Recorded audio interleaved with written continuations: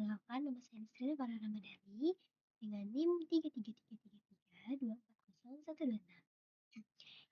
Saya dari kelompok 9 pada praktikum Statistika 2, Modul 2, Shift 2.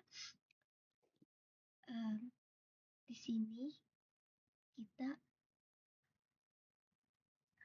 ada tugas mingguan pada Shift 2. Yang pertama itu kita akan menjelaskan apa yang dimaksud dengan hipotesis secara sederhana, terus menyebutkan dan jelaskan langkah-langkah dalam melakukan pengujian hipotesis. Kemudian juga ada perbedaan antara left tail test, right tail test, dan two tail test, dan memberikan 2 contoh pengaplikasian uji hipotesis dalam kehidupan sehari-hari. Kemudian kita akan ada satu contoh soal tentang left tail yang akan kita gunakan software RStudio. Pertama,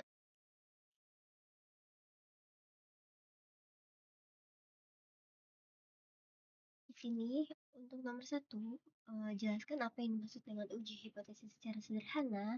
Itu artinya uji hipotesis merupakan salah satu metode statistika yang sangat luas serapannya dalam berbagai bidang. Menurut definisinya, uji hipotesis adalah prosedur penarikan kesimpulan secara ilmiah yang dilakukan secara bertahap sehingga dapat dipertanggungjawabkan kepada semua pihak.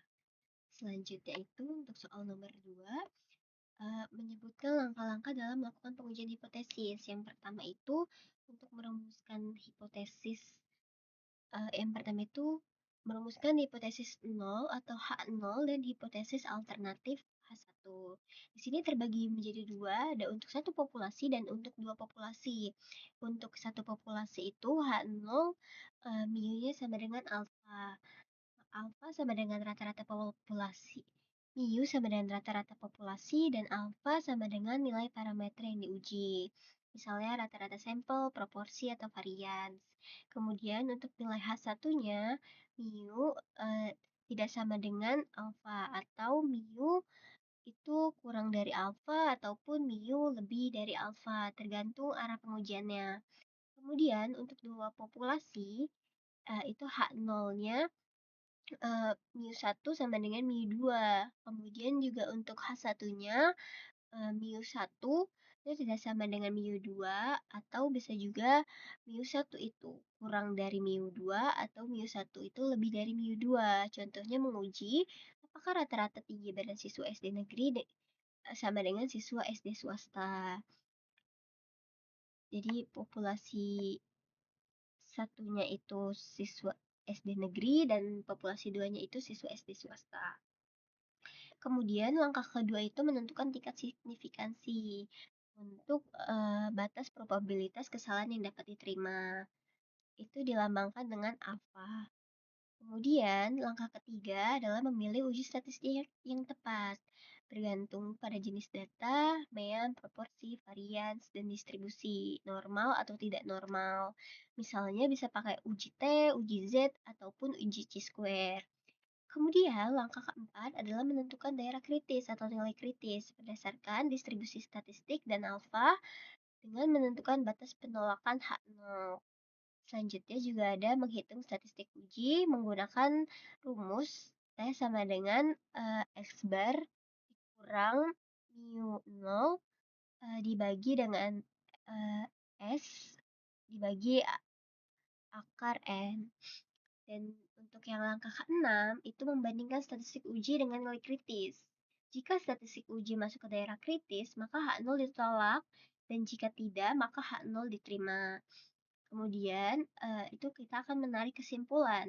Menarik kesimpulan itu sama dengan interpretasi hasil sesuai konteks penelitian. Misalnya hasilnya adalah terdapat perbedaan signifikan rata-rata tinggi badan siswa SD negeri dan swasta.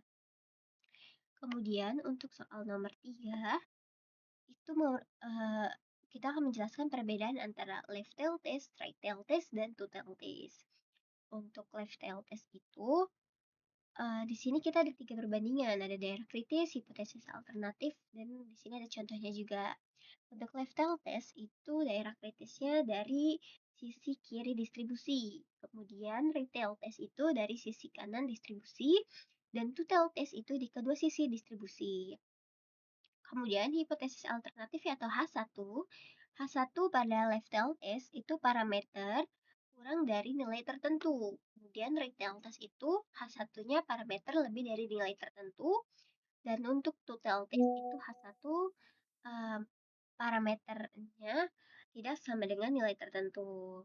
Contohnya di lifestyle test itu uji apakah rata-rata tinggi kurang dari 165 cm. Kemudian untuk retail test itu uji apakah rata-rata produksi lebih dari 100 unit, dan untuk total test itu uji apakah rata-rata gaji tidak sama dengan dari 5 juta. Selanjutnya itu nomor terakhir, nomor 4, merupakan dua contoh pengaplikasian uji hipotesis dalam kehidupan sehari-hari. Untuk pengaplikasiannya itu yang pertama ada contoh di kualitas produk di pabrik. Misalnya sebuah pabrik memproduksi biskuit dengan berat standar 500 gram per bungkus, maka hipotesis 0 ya atau H0-nya yaitu rata-rata berat biskuit sama dengan 500 gram. Hipotesis alternatifnya atau H1-nya rata-rata berat biskuit itu tidak sama dengan 500 gram. Itu bisa kurang dari 500 gram atau lebih dari 500 gram. Terus kemudian pabrik mengambil sampel beberapa bungkus, lalu diuji apakah rata-rata beratnya benar-benar 500 gram atau tidak. Jika hasil uji menunjukkan perbedaan signifikan, maka H0 ditolak. Artinya ada masalah pada proses produksi. Selanjutnya, untuk contoh kedua itu ada efektivitas program diet atau obat. Misalnya seseorang mengikuti program diet selama 1 bulan, maka hipotesis 0-nya atau H0-nya tidak ada perbedaan berat badan sebelum dan sesudah diet. Tapi untuk hipotesis alternatifnya itu ada perbedaan berat badan sebelum dan sesudah diet.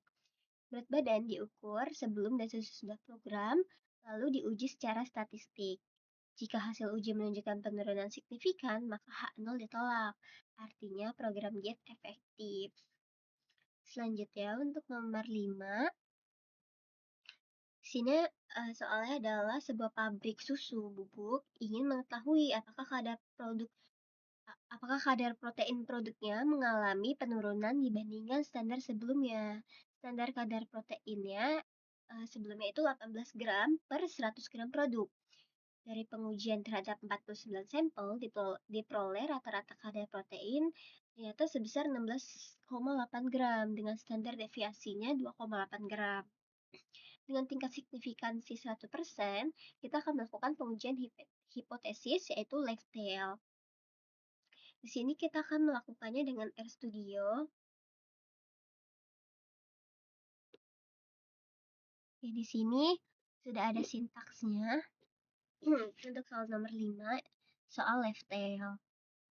Di sini kita melakukan pengujian hipotesis untuk mengetahui apakah rata-rata kadar protein produk susu bubuk mengalami penurunan dari standar sebelumnya. Kita menentukan hipotesis terlebih dahulu. Hipotesis yang digunakan adalah H0 mu-nya sama dengan 18 atau rata-rata kadar protein tidak berubah dari 18 gram. Dan H1-nya itu mu kurang dari 18 atau berarti rata-rata kadar protein lebih rendah dari 18 gram. Sehingga pengujian yang digunakan adalah uji satu sisi kiri atau left tail. Kemudian kita akan menginput data yang diketahui pada soal.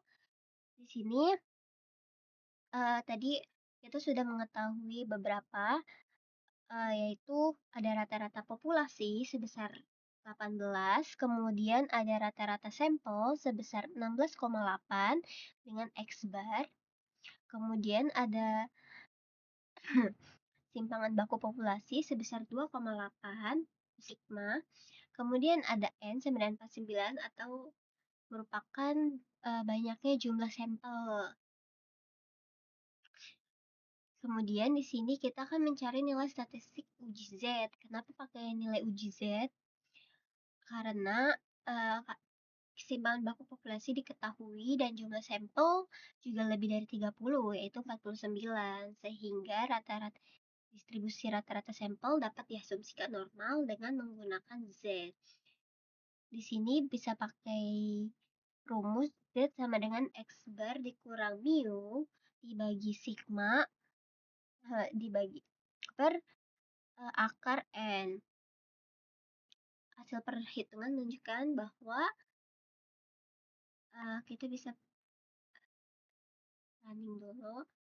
Sini hasil perhitungan menunjukkan bahwa nilai Z hitung adalah min 3. Kemudian untuk menentukan daerah penolakan digunakan tingkat signifikansi alfanya sama dengan 0,01. Karena pengujian bersifat left tail, maka nilai kritis berada di sisi kiri distribusi normal. Di sini rumus Z alpha itu distribusi normal atau Q-norm 1 dikurang alpha. Terus kita bisa langsung ngeprint min Z alpha. Nah, langsung di running aja. Di sini sebesar min 2,3264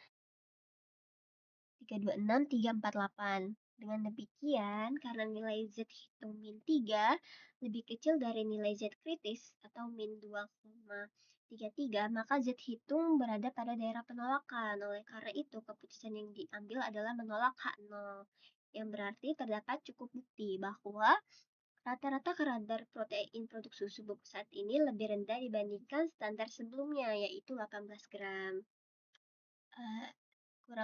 Segitu saja dari saya. Kurang lebihnya mohon maaf. Wassalamualaikum warahmatullahi wabarakatuh.